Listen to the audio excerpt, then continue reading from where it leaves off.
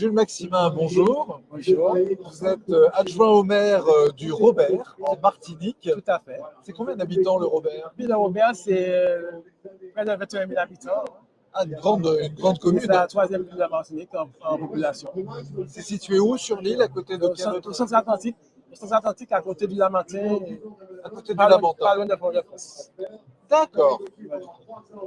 Donc aujourd'hui, vous avez des services techniques assez staffés. Aujourd'hui, le secrétariat de mairie est assuré par combien de personnes? Le secrétariat de la mairie, il y a un DGS, un DGA, et puis après, il y a des échelons intermédiaires. Des agents d'accueil, etc. Non, mais avant ça, il y a encore d'autres cadres. Oui, j'imagine qu'il y a effectivement une hiérarchie intermédiaire. Aujourd'hui, est-ce que vous savez, vous, quels sont les logiciels utilisés par la collectivité pour la gestion des actes, de délibération, la finance publique? Là, je ne pourrais pas vous dire exactement le logiciel. Vous, en tant qu'élu, vous recevez des choses par Internet, Oui, des délibres, oui. dématérialisés? On reçoit des documents matérialisés. Je ne peux pas vous dire quel.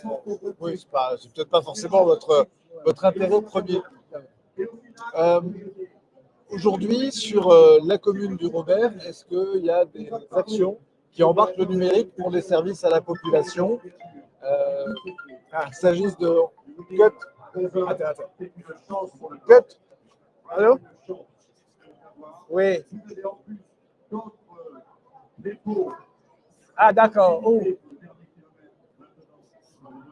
Bon, je suis au 52, de toute façon, si tu veux le voir.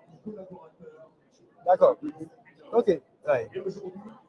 Oui, alors, continue. Top. Sur la commune du Robert, est-ce qu'il y a aujourd'hui des services numériques aux populations comme payer la cantine ou participer à distance à des réunions du conseil municipal ou participer à des réunions publiques? Tout à fait. Nous avons donc un service communication qui enregistre tous les débats du conseil municipal, qui le diffuse sur Facebook, YouTube. D'accord. Puis nous avons aussi des informations qui sont données aux élus aussi par ce même biais. D'accord. Côté connectivité, vous en êtes où sur le très haut débit sur la commune du Robert? Ben, nous sommes en retard. Nous sommes en retard parce qu'en fait, il y a un programme qui a été lancé le rattrapage, mais nous ne sommes pas encore. Toute la ville n'est pas encore connectée totalement. Donc, nous avons des quartiers assez distants, là, qui ne sont pas encore connectés.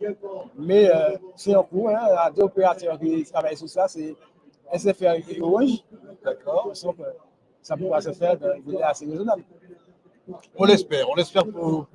Vous êtes maire adjoint, vous avez un portefeuille particulier d'action? Je suis responsable plus particulièrement de tout ce qui est action sociale. CCAS, solidarité, insertion, c'est cette partie-là qui m'intéresse. Enfin, j'ai la délégation. Mais en fait, j'interviens aussi dans d'autres aspects, parce que bon, j'interviens dans les appels de fixe aussi, parce que en tant que membre titulaire, et bon, ben, c'est une partie.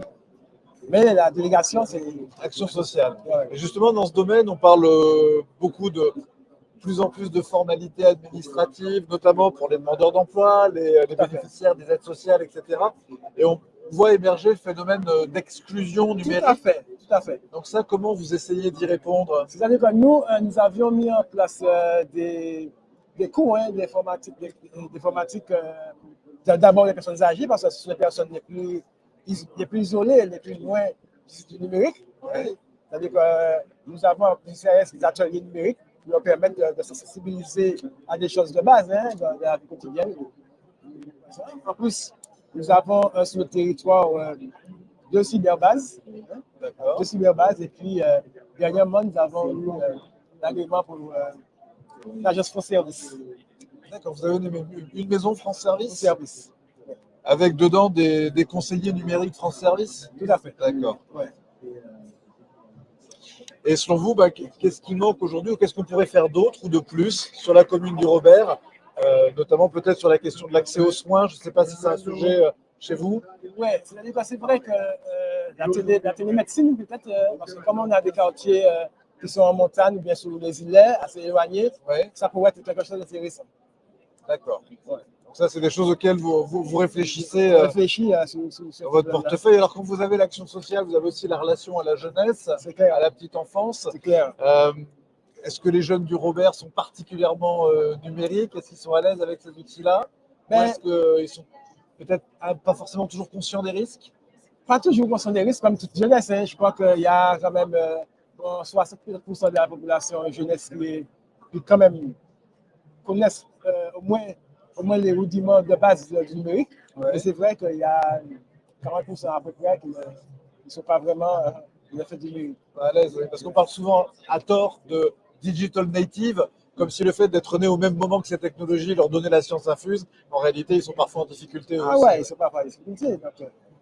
C'est une réalité hein, qui saute aux yeux, notamment parce qu'on voit par exemple le domaine de l'accès au droit. C'est vrai que des fois, on constate que l'accès au droit pourrait être mieux maîtrisé par ça. Alors que bon, ils ne sont pas du tout. Enfin, une partie en tout cas, ils ne sont pas du tout. Ça marche. Merci beaucoup, Gilles Maximin. Je rappelle que vous êtes adjoint au maire du Robert en Martinique, actuellement au Salon des maires. Je vous souhaite un excellent salon et je vous remercie. Je vous remercie à votre tour. À bientôt. À très bientôt.